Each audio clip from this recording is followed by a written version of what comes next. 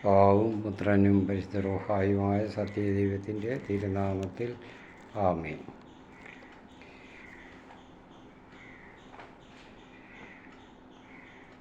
കർത്താവിന് ഏറ്റവും പ്രിയപ്പെട്ടവരെ, നമ്മൾ 21-ാം അധ്യായമാണ് പഠിച്ചുകൊണ്ടിരുന്നത്. 9 വരെയുള്ള വാക്യങ്ങൾ കഴിഞ്ഞ പ്രാവശ്യം നമ്മൾ മനസ്സിലാക്കി. അത് നമ്മൾ കണ്ടത് കർത്താവ് പറഞ്ഞിരുന്ന സമയത്ത് തന്നെ അബ്രഹാമിന് അപ്പോഴും 100 വയസ്സായിരുന്നു.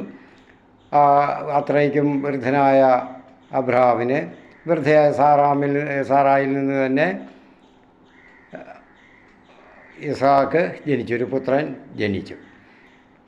അപ്പോൾ അതിനും 18-19 വർഷങ്ങൾക്ക് മുൻപാണ് ഇസ്മായേൽ ജനിച്ചത്. അപ്പോൾ അത്രയ്ക്ക് ശേഷം പിന്നെ എന്തിനാ വൈകിയത് എന്ന് ചോദിച്ചാൽ, നമ്മൾക്ക് കർത്താവിനെ കുറ്റം പറഞ്ഞിട്ട് കാര്യമില്ല, അതിന് വിമർശന ബുദ്ധിയായിട്ടൊന്നും കണ്ടിട്ട് കാര്യമില്ല. കാരണം നേരത്തെ പറഞ്ഞല്ലോ, കർത്താവ് മനുഷ്യന് അസാധ്യമെന്ന് കരുതുന്ന കാര്യങ്ങൾ ആണ് കർത്താവ് ചെയ്യുന്നത്. അതിനുള്ള സമയമാകണം. അല്ലെങ്കിൽ മറ്റുള്ളവരും പറയും, ഇപ്പോൾ അബ്രഹാം പറഞ്ഞാലും പറയും, ഇല്ല നിനക്ക് ശക്തി ഉണ്ടായിരുന്നു, നിൻ്റെ ബീജത്തിന് ശക്തി ഉള്ളതുകൊണ്ട് അവൻ പുത്രൻ ജനിച്ചു, അല്ല കർത്താവ് തന്നിട്ട് നിൻ്റെ കർത്താവ് തന്നിട്ടൊന്നുമല്ല എന്ന് പറയാം. നമ്മൾ സാധാരണ ചെയ്യാറുള്ളത് പോലെ തന്നെ അങ്ങനെയൊക്കെയാണ് നമ്മൾ പറയത്തില്ലേ, എൻ്റെ ശക്തി കൊണ്ടാണ്, എൻ്റെ ബുദ്ധി കൊണ്ട് ഞാൻ ജയിച്ചു, എനിക്കെൻ്റെ കഴിവുണ്ടായിരുന്നു, ഞാനത് ചെയ്തു എന്ന് പറയാം. അല്ലാതെ കർത്താവിൻ്റെ സഹായം കൊണ്ട് ഞാൻ ഇത് ചെയ്തു, ഞാൻ വിജയിച്ചു, എൻ്റെ പ്രവർത്തനങ്ങളെല്ലാം വിജയിച്ചു, അത് വിജയത്തിലെത്തി എന്ന് പറയാൻ പറ്റത്തില്ല. കാരണം പിശാച് അപ്പോഴത്തേക്ക് നമ്മളെ കീഴടക്കിയെന്ന് വരും. അതുകൊണ്ടാണ് കർത്താവ് ഇത്രയും താമസിപ്പിക്കുന്നത്. മനുഷ്യനെ അസാധ്യമാണെന്ന് മനുഷ്യനും സമൂഹവും എല്ലാം വിലയിരുത്തണം, അവിടെ കർത്താവ് പ്രവർത്തിക്കും. അപ്പോൾ അങ്ങനെ മനുഷ്യൻ്റെ ബലഹീനനാണ്, കഴിവില്ലെന്ന് പറയുമ്പോഴാണ് കർത്താവ് ചെയ്യുന്നത്. അതിൻ്റെയുള്ള സമയമായപ്പോൾ അവിടും ചെയ്തു. അബ്രഹാം കർത്താവിൻ്റെ കൽപ്പന പാലിച്ചു. 8-ാം ദിവസം തന്നെ അവന് പരിച്ഛേദനം ചെയ്തു, മകന് പരിച്ഛേദനം ചെയ്തു. അത് കർത്താവിൻ്റെ കൽപ്പനയാണല്ലോ, അത് അനുസരിച്ച് തന്നെ ചെയ്തു. അദ്ദേഹം സ്വന്തം ബുദ്ധിക്ക് അല്ല ഈ കാര്യങ്ങളെല്ലാം പിന്നെ അങ്ങോട്ട് ചെയ്യുന്നത്. കർത്താവിൻ്റെ ആജ്ഞപ്രകാരം നേരത്തെ പറഞ്ഞിട്ടുള്ളതുകൊണ്ട് ഇനിയുള്ളതുപോലെ തന്നെ ചോദിച്ചു തന്നെ വരുന്നു. അപ്പോൾ സാറായും എല്ലാ ദൈവത്തെ സ്തുതിച്ചാണ് മനുഷ്യരോട് പറയുന്നത്. ഇത് കേൾക്കുമ്പോൾ എനിക്ക് ഈ സാറാ പറഞ്ഞു, എനിക്ക് സന്തോഷിക്കാൻ ദൈവം വക നൽകിയിരിക്കുന്നു. ഇത് കേൾക്കുന്നവരൊക്കെ എന്നെ ചൊല്ലി ചിരിക്കും. അവൾ തുടർന്ന് സാറാ മുലയൂട്ടുമെന്ന് ആരെങ്കിലും അബ്രാഹത്തോട് പറയുമായിരുന്നോ? എന്നിട്ടും അദ്ദേഹത്തിൻ്റെ വയസ്സുകാലത്തെ ഞാൻ അദ്ദേഹത്തിനൊരു മകനെ നൽകിയിരിക്കുന്നു. ഞാൻ നൽകുന്നത് നമ്മളെ ഒരു കാര്യമുണ്ട്, തർജ്ജമ ചെയ്യുന്നവരത് മലയാളം ഭാഷയിലോട്ട് ചെയ്യുമ്പോൾ അത് ആ മലയാളം ശൈലിക്ക് ചെയ്യണമായിരുന്നു. ദൈവം എന്നിലൂടെ ഒരു കുഞ്ഞിനെ നൽകിയെന്ന് വേണമായിരുന്നു പറയാൻ. അത് ഇവിടെ ഞാൻ നൽകിയിരിക്കുന്നത് പറയാൻ പാടില്ല, അത് തെറ്റാണ്. ഇപ്പം കായേൻ്റെ ഭാര്യ അങ്ങനെ അഹങ്കാരം പറഞ്ഞു എന്നാണ് പറയുന്നത്. അപ്പോൾ സാറാ പറഞ്ഞപ്പോഴേ, അബ്രഹാത്തിൻ്റെ ഭാര്യ പറഞ്ഞപ്പോൾ അത് അഹങ്കാരമല്ല എന്ന് പറയാൻ പറ്റുമോ?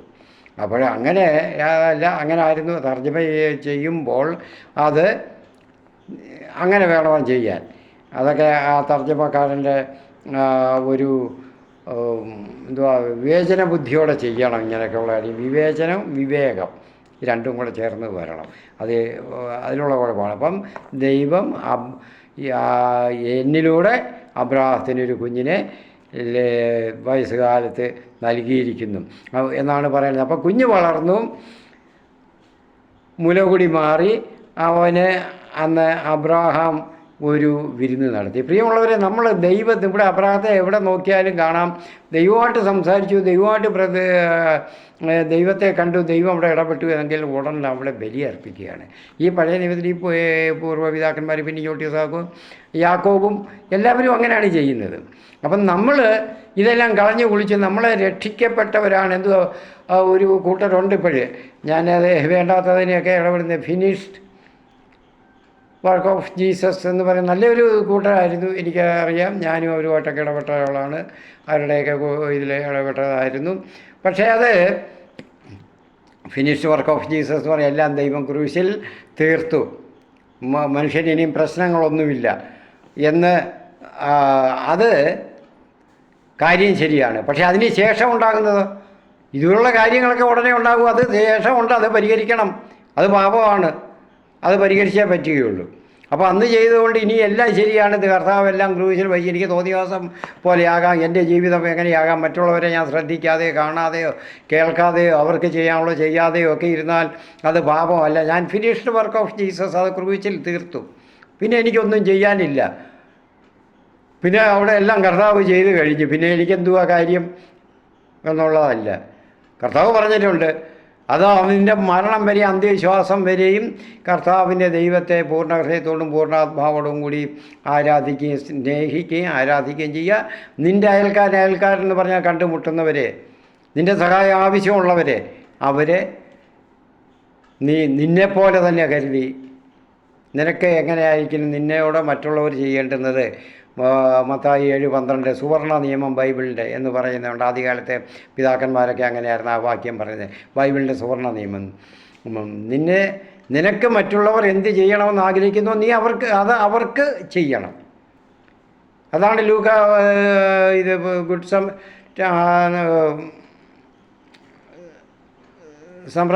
നല്ല സമ്പ്രദായക്കാരൻ്റെ ഉപമയിലൂടെ പറഞ്ഞത്. അത് ചെയ്തിരിക്കണം, അല്ലാതെ നമുക്ക് എന്തോ ആയെന്ന് പറഞ്ഞിട്ടൊന്നും അതിലൊന്നും ഒരു കാര്യമില്ല. ഞാൻ ഈ ഇടയ്ക്ക് ഇത് കണ്ടു, ഇതിൽ ഒരു ശുദ്ധീകരണ സ്ഥലത്തെക്കുറിച്ച് മോശമായിട്ട് പറയാനായിട്ട് ഒരു പ്ലാറ്റ്ഫോം അവർ കൊടുത്തു. നമ്മളങ്ങനെ ചെയ്യാൻ പാടില്ല. നമ്മുടെ പ്ലാറ്റ്ഫോം മറ്റുള്ളവർക്ക് ദുഷിക്കാനായിട്ട് ഇട്ട് കൊടുക്കാൻ പാടില്ല. അതിൻ്റെ കാര്യങ്ങളൊക്കെ അവർ പറയുന്നുണ്ട്. കത്തോലിക്ക സഭ പഠിപ്പിക്കുന്ന ഒരു പുസ്തകം, അച്ഛൻ്റെ പുസ്തകം എടുത്ത് വെച്ച് പറയുന്നുണ്ട്. പക്ഷേ അത് എന്നിട്ട് അദ്ദേഹം പറയും, ഇതൊന്നും വിശ്വസിക്കാൻ പറ്റത്തില്ല. അങ്ങനെ പറയുന്നതൊക്കെ വിശ്വസിക്കാം, അത് വിശ്വസിക്കണം. അപ്പോൾ എന്നിട്ട് ഇത് പറയുന്നത് ആ കാര്യം ബൈബിളിലെ വാക്യങ്ങൾ പറയുന്നത് വിശ്വസിക്കാൻ പറ്റത്തില്ല, അതിനെ അങ്ങനെ വ്യാഖ്യാനിക്കാൻ പറ്റത്തില്ല. അങ്ങനെ പറയുന്നത് തെറ്റായിട്ട് വ്യാഖ്യാനിക്കാം. അപ്പോൾ അത് പിശാചിൻ്റെ പ്രബോധനമാണ് കത്തോലിക്ക സഭയിലോ മറ്റ് അപ്പസ്തോലിക്ക സഭയിലോ ശുദ്ധീകരണ സ്ഥലമുണ്ടെന്ന് വിശ്വസിക്കുന്നവർ പറയുന്നതോ എന്നാണ് പറയുന്നത്. അപ്പോൾ അങ്ങനെ അതിനെ ബൈബിളിലെ വാക്യങ്ങൾ അതിനെ നിഷേധിക്കുന്ന അങ്ങനെ അത് സാത്താൻ്റെ വകയല്ല. അപ്പോൾ ഇതുപോലാണ് നമ്മളൊക്കെ ചെയ്യുന്നത്. ഓരോ കാര്യങ്ങളും ഒന്നും പറഞ്ഞിട്ട് ഏതെങ്കിലും ഒരു തണലിൽ നിന്നും കൊണ്ട് അതിന് മറ്റുള്ള അവിടെ നിന്നും കൊണ്ട് തോന്നിവാസത്തിനൊക്കെ പോകരുത്. അപ്പം ഈ പറയാനും പ്രവർത്തിക്കാനും പോകരുത്. ഇവിടെ ഫിനിഷ്ഡ് വർക്ക് ഓഫ് ജീസസ് എന്ന് പറയുന്നത് ശരിയാണ്, നല്ല ഒരു ഇതാണ്, നല്ല ആശയമാണ്, നല്ല ഒരു ദൈവിക രഹസ്യമാണ്. അതിന് പുറത്ത് അതിന് മറ്റുള്ളവർക്ക് അവിടെ കയറി മേയാനുള്ള സ്ഥലമൊന്നും കൊടുക്കരുത്. ഞാൻ അവരോട് പറയാം, കാരണം എനിക്ക് ഇത് അവരും കേൾക്കണം, അതുകൊണ്ടാണ് അവർ കേൾക്കും. അപ്പോൾ എന്നിട്ട് പറയുന്നത്, കുഞ്ഞ് വളർന്ന് മുലകുടി മാറി അന്ന് അബ്രഹാം വലിയൊരു വിരുന്ന് നടത്തി. അപ്പം ദൈവം നമുക്ക് നമ്മുടെ ആയുസ്സിൽ ചെയ്തു തരുന്നതിനെല്ലാം നമ്മൾ ദൈവത്തിന് നന്ദി അർപ്പിക്കണം, ബലി അർപ്പിക്കണം. അബ്രഹാമും പൂർവ്വപിതാക്കന്മാരൊക്കെ അങ്ങനെ ചെയ്തുകൊണ്ടിരുന്നത്.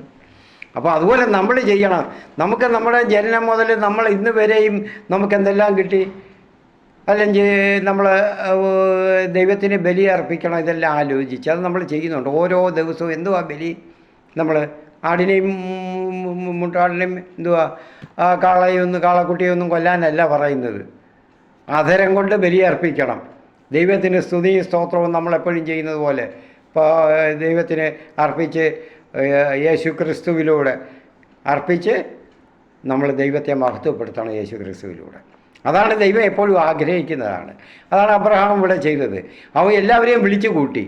അബ്രഹാം അറിയുന്നവരെ എല്ലാവരെയും തൻ്റെ സുഹൃത്തുക്കളെ എല്ലാം വിളിച്ചു കൂട്ടി. അവിടെ ബന്ധുക്കളെന്ന് പറയാൻ ആരുമില്ല. അപ്പോൾ എല്ലാവരെയും കൂടെ വിളിച്ചു കൂട്ടി അവിടുന്ന് അബ്രഹാം വലിയ ഒരു വിരുന്ന് നടത്തി. ആലോചിച്ച് നോക്കണം, വലിയ ഒരു വിരുന്ന്. ദൈവം ചെയ്ത അനുഗ്രഹം, തനിക്ക് ഒരു സന്താനം ഉണ്ടാകത്തേയില്ല എന്ന് മനുഷ്യർ വിചാരിച്ചിരുന്ന സമയത്ത്, തീർത്തും വിധി എഴുതിയ സമയത്ത് അവിടുന്ന് സന്താനത്തെ നൽകി. അങ്ങനെ വർഷങ്ങൾ കൊണ്ട് 10-20 വർഷം കൊണ്ട് നടത്തിയ വാഗ്ദാനം ഇതാ പൂർത്തിയായിരിക്കുന്നു. ആ സന്തോഷത്തിൽ വരുന്നത്. നമ്മളൊക്കെ അങ്ങനെയാണോ ചെയ്യുന്നത്? ചെയ്യണം. നമ്മൾ ദൈവത്തെ മാറ്റിയെടുത്തിട്ട് എൻ്റെ കഴിവെന്ന് പറയരുത്. അതാണ് ഇവിടെ നമ്മൾ ഇതിൽ നിന്ന് പഠിക്കേണ്ടുന്നത്. പക്ഷേ ഇന്നത്തെ സമൂഹം അങ്ങനെയല്ല, ക്രിസ്ത്യാനികൾ അങ്ങനെയല്ല, പ്രത്യേകിച്ച് കത്തോലിക്കലിലും ആ വിധമൊക്കെ മാറി. അപ്പോൾ ഞാൻ നിൽക്കുന്ന സമൂഹത്തിലും അതൊക്കെ മാറി. അപ്പോൾ നമ്മളൊക്കെ കാണുന്നതും കേൾക്കുന്നതും ഒക്കെയാണ്. കാരണം എല്ലാം സ്വന്തം കാര്യവും സ്വന്തം ഇതൊക്കെയാണ്. ദൈവത്തിനുള്ളതെന്ന് നമ്മൾ വെറുതെ മേനി നടിക്കും, അത്രയേ ഉള്ളൂ. അപ്പോൾ അങ്ങനെയുള്ള ഒരു പിതാവിനെയല്ല നമ്മളിവിടെ കാണുന്നത്. അപ്പോൾ നമ്മൾ അത് പഠിച്ചിരിക്കണം, അത് നമ്മൾ പ്രാവർത്തികമാക്കണം. ദിവസവും കിടക്കുന്നതിന് മുൻപെങ്കിലും നമ്മൾ ആ ബലി അർപ്പിക്കണം. എഴുന്നേൽക്കുമ്പോഴും അതുപോലെ തന്നെ ആ ബലി അർപ്പിച്ചിരിക്കണം. ദൈവം, കാരണം നമ്മൾ പിറന്ന് വീണപ്പോഴേ നമുക്കിതെല്ലാം കൊണ്ടാണോ വന്നത്? നമ്മൾ ഇന്ന് അനുഭവിക്കുന്ന സുഖങ്ങളൊക്കെ അല്ലല്ലോ, അധ്വാനിച്ചിട്ടല്ലല്ലോ. മാതാപിതാക്കൾ അധ്വാനിച്ചെങ്കിൽ അത് ദൈവം കൊടുത്തതാണ്, ദൈവം നിനക്ക് വേണ്ടി കൊടുത്തതാണ്. അതല്ലേ നീ കൈവശം വെച്ച് ഉപയോഗിക്കുന്നതല്ല. നീ നമ്മളെല്ലാം കൈവശം വെച്ച് ഉപയോഗിക്കുന്നത്. അപ്പോൾ അതിന് ദൈവത്തിന് ബലിയർപ്പിക്കാൻ എന്തുവാ കുഴപ്പം? നീ കർത്താവിടെ പുറപ്പാടിൽ പറയുന്നുണ്ട്, നിയമാവർത്തനത്തിൽ പറയുന്നുണ്ട് പലപ്പോഴും, നീ നട്ടു വളർത്താത്തതൊക്കെ നീ എടുത്ത് ഫലങ്ങളൊക്കെ ഉപയോഗിക്കുന്നു, നീ പണിയാത്ത വീട്ടിൽ നീ താമസിക്കുന്നു, നീ അധ്വാനിച്ചുണ്ടാക്കാത്ത വയലും ഭൂമിയും ഒക്കെ എല്ലാം നിനക്ക് തരുന്നു, നീ അനുഭവിക്കുന്നു, ഇതെല്ലാം നിനക്കുണ്ട്. ഇതെവിടുന്ന് തന്നത്? ദൈവം തന്നതാണ് നിന്റെ മാതാപിതാക്കളിലൂടെ. ദൈവം നിന്നെ അതിനു മുൻപേ കണ്ടിരുന്നു, നമ്മളെ കണ്ടിരുന്നു. അപ്പം അങ്ങനെയൊക്കെ പറഞ്ഞു പോയി. അങ്ങനെ പണ്ട് മുതൽ ഒരു ശീലമായി പോയി. നിന്നെല്ലാം നമ്മളെ കണ്ടിരുന്നു. ഞാനും എല്ലാവരെക്കാളും ഇതിനൊക്കെ പുറകിലായിരിക്കും എല്ലാ കാര്യം നന്മയ്ക്കുള്ള എല്ലാത്തിനും. അതുകൊണ്ട് നമ്മൾ അങ്ങനെ നമ്മളെ കണ്ടുകൊണ്ടാണ് എല്ലാം ഓരോന്നും ദൈവം ചെയ്തിട്ടുള്ളത്. നമ്മൾ അർഹിച്ചിട്ടാണോ? നമ്മളുടെ അർഹത കൊണ്ടല്ല, ദൈവത്തിൻ്റെ കാരുണ്യം കൊണ്ടാണ്, കൃപ കൊണ്ട് അവിടെ നിന്ന് ചെയ്തു. അപ്പോൾ അങ്ങനെ ഇരിക്കുമ്പോൾ അവിടെ ഇസ്മായിലിന് ഏതാണ്ട് 18 വയസ്സായിട്ടുണ്ട് ഇസ്മായിലിന്. അപ്പോഴാണ് ഹാഗാറിൻ്റെ ഇവിടെ പറയുന്നുണ്ട്, അബ്രഹാത്തിന് ജനിച്ച മകൻ തൻ്റെ മകനെ ഇസാക്കിനോടുകൂടെ കളിക്കുന്നത് സാറാ കണ്ടു. കൊച്ചു കുഞ്ഞല്ലേ, 4-5 വയസ്സുള്ളവൻ ഉള്ള കുഞ്ഞിനോടുകൂടി കളിക്കുന്നു. അപ്പോൾ കളിക്കുന്നതും ഒക്കെ കണ്ടപ്പോൾ അവൾക്കൊരു സംശയം, ആർക്കാ സാറായിക്കാ ഉള്ളതെന്നല്ല, ഇത് അമ്മച്ചിക്ക് ഒരു സംശയം. ലോകജനതയുടെ എല്ലാം മാതാവാണ് അല്ലേ, എന്നാണ് കർത്താവ് അനുഗ്രഹിച്ചിരിക്കുന്നത്, സാറായി അനുഗ്രഹിച്ചത്. കഴിഞ്ഞ അധ്യായത്തിൽ പറയുന്നത് എല്ലാ ജനതകളുടെയും മാതാവായിരിക്കുമെന്ന്. അപ്പം ദൈവജനതയുടെ എല്ലാം മാതാവാണ് സാറ. അപ്പം അത് കണ്ടപ്പോൾ ഒരു വിഷമം തോന്നി അവർക്ക്. എന്തുവാ, എൻ്റെ മോനും മോനും സ്നേഹത്തിലും സന്തോഷത്തിലും കളിക്കുമ്പോൾ ഈ അവകാശമൊക്കെ അവന് കിട്ടേണ്ടുന്ന അവകാശവും അനുഗ്രഹവും എല്ലാം അവനും കൂടെ കിട്ടും. അത് പാടില്ല. അത് സ്ത്രീകളുടെ സാധാരണ അമ്മമാരിലൊക്കെ ഉണ്ടാകും. സ്വന്തം പ്രസവിച്ച മോനും അടുത്തവൾ പ്രസവിച്ച മോനും ഒക്കെ വേറെയായിട്ടാണെന്ന് കാര്യങ്ങൾ വരുമ്പോൾ മനസ്സിലാക്കും. അതുവരെ സ്നേഹം കാണിക്കും, നമ്മൾ കണ്ടു വരുന്നതാണ്. അപ്പോൾ അതുകൊണ്ട് പറഞ്ഞു അങ്ങനെ പറ്റത്തില്ല എന്ന് അബ്രഹാത്തിനെ ആകപ്പാടെ വിഷമസന്ധിയിലാക്കി. അപ്പോൾ അബ്രഹാം ആകപ്പാടെ മിണ്ടാട്ടവും ഉരിയാട്ടവും ഒന്നുമില്ല, ഇല്ലാതെ അങ്ങനെ വളരെ ക്ലേശിച്ച് കഴിയാണ്. ഇതെന്തോ ചെയ്യുന്ന മുഖത്തിന് പ്രസന്നതയില്ലാതെ. അപ്പോഴാണ് കർത്താവ് അരുളി ചെയ്യുന്നു. ദൈവം അബ്രഹത്തോട് പറയുവാണ്, കുട്ടിയെക്കുറിച്ചും നിൻ്റെ അടിമപ്പെണ്ണിനെക്കുറിച്ചും നീ ക്ലേശിക്കേണ്ട, സാറാ പറയുന്നത് പോലെ ചെയ്യുക. അപ്പോൾ അവിടുന്ന് ഇറക്കി വിടണം, പുറത്തിറക്കി വിടണം വീട്ടിൽ നിന്ന്. അപ്പം പറയാം, അതിനെ സാറാ പറയുന്ന പോലെ അങ്ങ് ചെയ്തോ, കർത്താവ് പറയുകയാണ്. കാരണം എന്താ? ഈ മകനിലൂടെ, ഇസാക്കിലൂടെയാണ് നിൻ്റെ സന്തതി അനുഗ്രഹിക്കപ്പെടുന്നത്. നിൻ്റെ സന്തതി എന്ന് പറഞ്ഞ അനുഗ്രഹം എന്നാൽ മറ്റേത് അബ്രഹാത്തിൻ്റെ സന്തതിയാണ്, സാറായുടെ അല്ല. ദൈവം തിരഞ്ഞെടുത്ത മാതാവിൻ്റെ സന്തതിയല്ല. അപ്പം ദൈവം അനുഗ്രഹം ചൊരിയാൻ എടുത്തിരിക്കുന്നത് ഈ ദൈവത്തിൻ്റെ പൂർണ്ണമായിട്ടും ദൈവത്തിൻ്റെ സ്വന്തമായ സന്തതിയിലൂടെ, സന്താനത്തിൽ കൂടെയാണ്. മറ്റേത് പൂർണ്ണമായിട്ടാണോ? അല്ല, ദൈവം ആഗ്രഹിച്ചത് പോലുമല്ല. അത് സാറായി ആഗ്രഹിച്ചു. സാറായും ഹാഗാറും കൂടെ ആഗ്രഹിച്ചു ഉണ്ടായതാണ്. അബ്രാഹത്തിനും കൂടെ അപ്പോഴൊരു ചലനമൊക്കെ ഉണ്ടായി. അപ്പോൾ അങ്ങനെ ഉണ്ടായതാണ്. അതുകൊണ്ട് അത് ദൈവത്തിൻ്റെ സന്തതിയല്ല. എങ്കിലും അബ്രാഹത്തിൻ്റെ സന്തതിയാണ്. അപ്പോൾ കർത്താവ് പറയുന്നുണ്ട്, എന്തുവാണ് പറഞ്ഞത്? നിൻ്റെ ഇസ്ഹാക്കിലൂടെയാണ് നിൻ്റെ സന്തതികൾ അറിയപ്പെടുക. അതൊക്കെ ദൈവത്തിൻ്റെ, പൂർണ്ണമായിട്ടും ദൈവത്തിൻ്റെയാണ്. അതുകൊണ്ട് ദൈവം കൊടുത്തതാണ്. കാരണം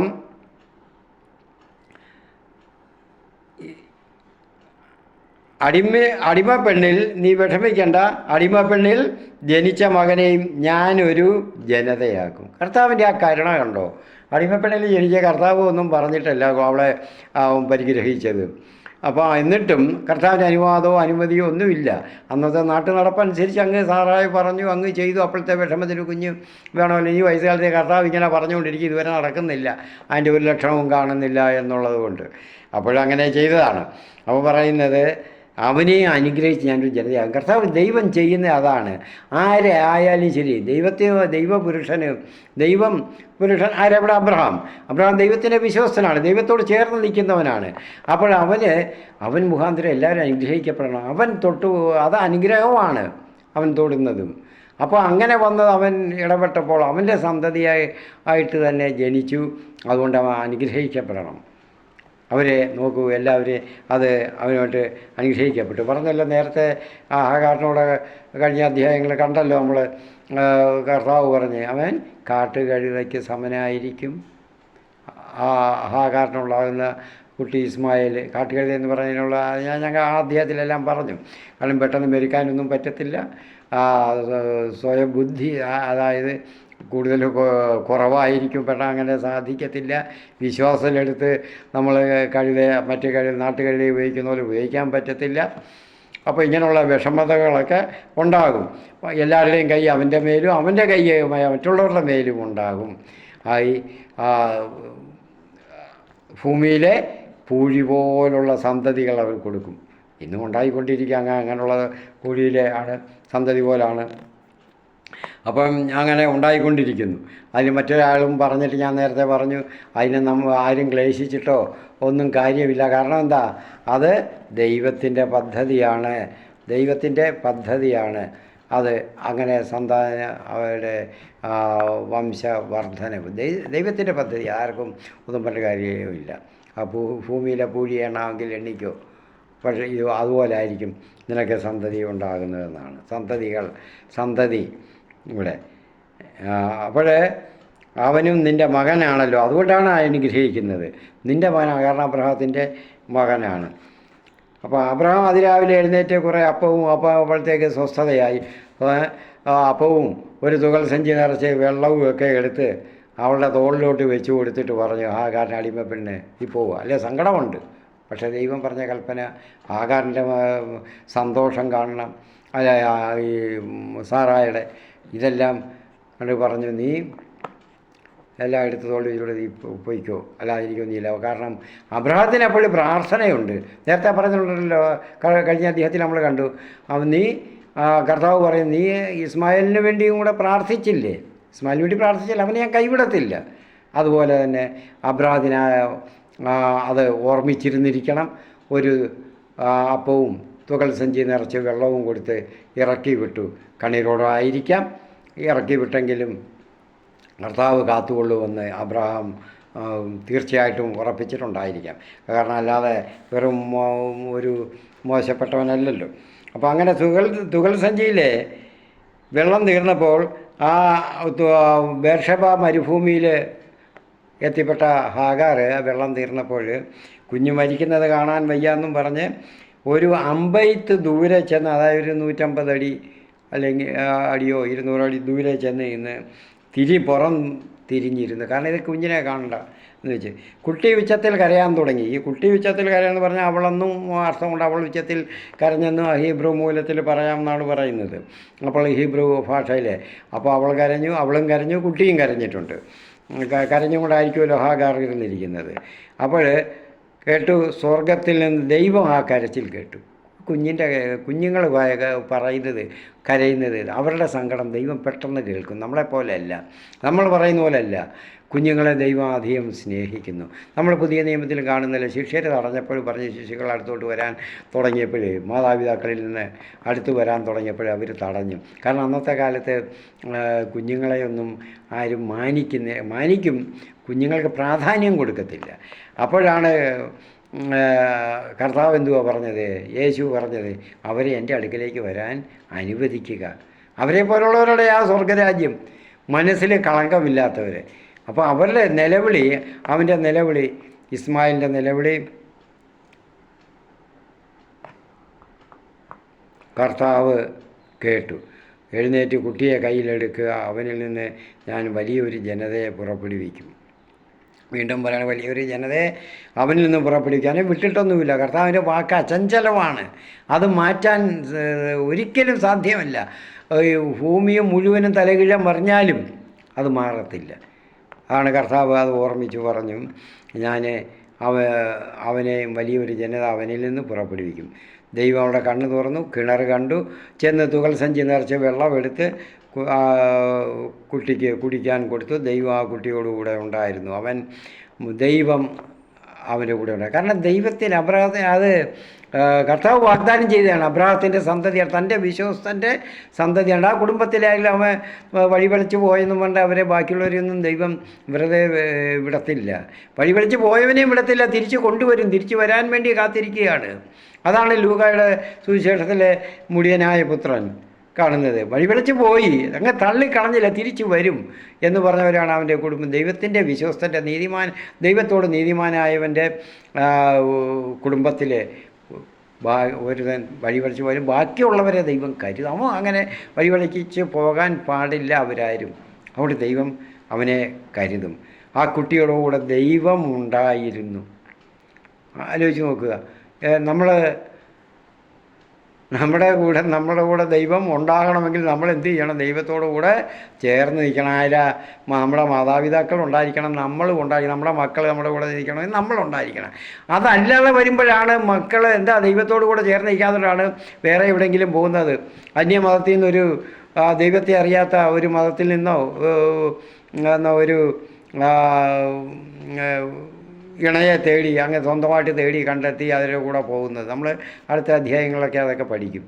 പോയി കഴിയുമ്പോൾ വിടുന്ന കൈയും കാലിട്ടടിച്ച് മനുഷ്യരോടെ മുഖത്ത് ഇങ്ങനെ വല്ലാത്ത വിഷമത്തിലൊന്നും ആയിട്ടൊരു കാര്യമില്ല.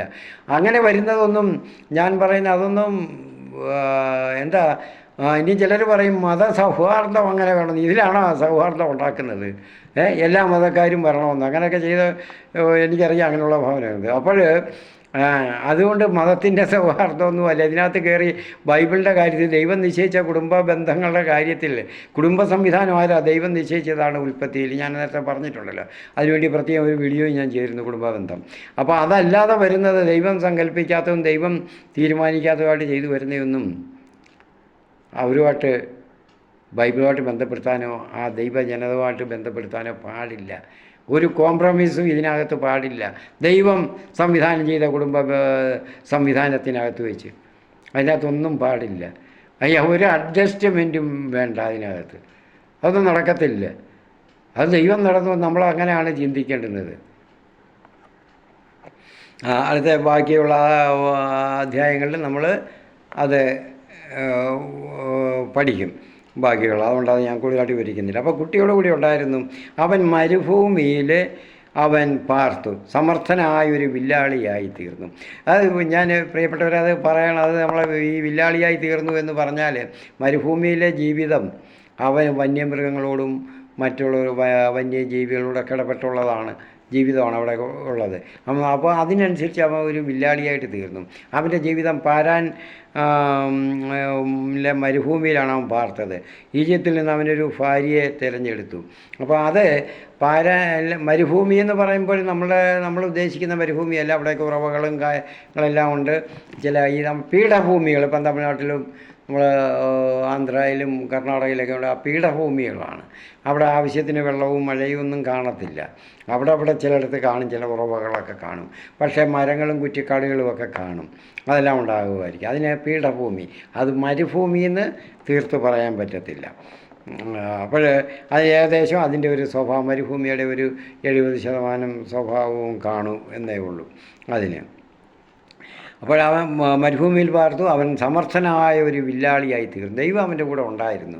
അവൻ വില്ലാളിയായി തീർന്നു. ഇന്നും നമ്മൾ ഈ സന്തതി പരമ്പരകളെ നമ്മൾ നോക്കുമ്പോൾ നമുക്ക് അറിയാം, ഇന്നും വില്ലാളികളാണ്. ആയുധം എടുത്ത് പോരാടുന്നവനായിരുന്നു. എന്തിനു വേണ്ടി? ഭൂമിക്ക് വേണ്ടി, ഭൂമികൾ കീഴടക്കാൻ വേണ്ടി, ദേശങ്ങൾ കീഴടക്കാൻ വേണ്ടി, മറ്റുള്ളവരെ ഓടിച്ചിട്ട് കീഴടക്കാൻ വേണ്ടി. അപ്പോൾ അതുകൊണ്ട് ഇന്നും അത് നടക്കുകയാണ്. അതുകൊണ്ട് അതിൻ്റെ ജനതകൾ ഇന്നും അനുഭവിക്കുന്നുണ്ട് അബ്രഹാത്തിന് പറ്റിയ ഒരു നിമിഷത്തിൽ പറ്റിയ കുഴപ്പങ്ങൾ ഉണ്ട്. അപ്പോൾ അത് അങ്ങനെയുള്ള ഒരു ജനത രൂപപ്പെട്ടു വരികയാണ്. ഇന്നും അത് പ്രവർത്തിയായിട്ട് നടക്കുന്നു. അവർ ഭൂമിയിലെ പൂഴിയെ എണ്ണാമെങ്കിൽ മനുഷ്യർക്കാർക്കും എണ്ണാൻ പറ്റും, അതുപോലെ വർദ്ധിച്ചുകൊണ്ട് ഇരിക്കുകയും ചെയ്യും.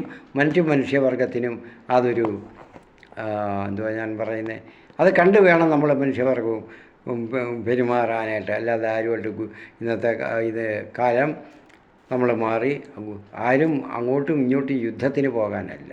അപ്പോഴത് കണ്ട് വേണം നമ്മൾ ബുദ്ധിയായിട്ട് ദൈവത്തോട് ചേർന്ന് നിൽക്കണം. നമ്മളും ബുദ്ധിയായിട്ട് ഇടപെടണം, വിവേകത്തോടു കൂടി.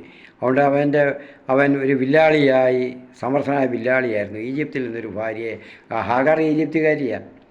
അതുകൊണ്ട് അപ്പോൾ ദൈവത്തിൻ്റെ ഭവനത്തിൽ നിന്നല്ല, ഈജിപ്തിൽ നിന്ന് ഭാര്യയെ തിരഞ്ഞെടുത്തു. പ്രിയപ്പെട്ടവരെ, നമുക്ക് ഇനി അടുത്ത ഒരു കാര്യങ്ങളും കൂടെ പറയാനുണ്ട്. അപ്പോൾ അടുത്ത എപ്പിസോഡിൽ ചെയ്യാം, നമുക്ക് അത് പറയാം. അപ്പോൾ ഇത്രയും കാര്യങ്ങൾ നമ്മൾ അബ്രഹാത്തിൽ നിന്ന് പഠിക്കേണ്ടുന്ന കാര്യങ്ങളൊക്കെ ഉണ്ട്. എന്ത് നന്മകൾ കിട്ടിയാലും ദൈവത്തിൽ നിന്ന് ഇതുവരെ ലഭിച്ചതിനെല്ലാം ബലിയർപ്പിക്കണം. ബലിയർപ്പിച്ചുകൊണ്ടേയിരിക്കണം, ദൈവത്തോട് ചേർന്നുകൊണ്ടേയിരിക്കണം. അപ്പോൾ നീ ഒരു അനുഗ്രഹമായിട്ട് മാറുക ആ ദേശത്തിന്. അപ്പോൾ അവിടെ അവന് പറയുന്നുണ്ട്, അവനൊരു കഴിഞ്ഞ അധ്യായത്തിൽ കണ്ട് അവനൊരു അനുഗ്രഹമായിരിക്കും ദൈവത്തിൻ്റെ മുൻപിൽ. അതിൽ 18-ാം അധ്യായത്തിൽ 17-ാം തോന്നുന്നു പറയുന്നുണ്ട്, അവനൊരു അനുഗ്രഹമായിരിക്കും അബ്രഹാത്തിൻ്റെ സന്തതി.